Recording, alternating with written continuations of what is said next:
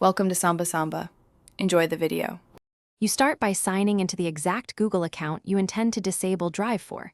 This ensures changes apply correctly. Once logged in, decide whether you're stopping Drive on a single device, in a browser, or for the whole account because each path differs.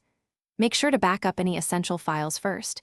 Use Google Takeout or download folders to your device so you avoid accidental data loss. Once done, proceed to the app or account settings to begin disabling Drive. You now act on the chosen platform. In a browser, go to Google Account Settings, Data and Privacy, then Apps with Account Access to remove Drive permissions or connected apps. On Android, open Settings, Apps, find Drive and choose Disable or Uninstall updates to stop it running. For Mac OS or Windows, open Drive for desktop, pause syncing, then unlink the account in Preferences so files stop syncing.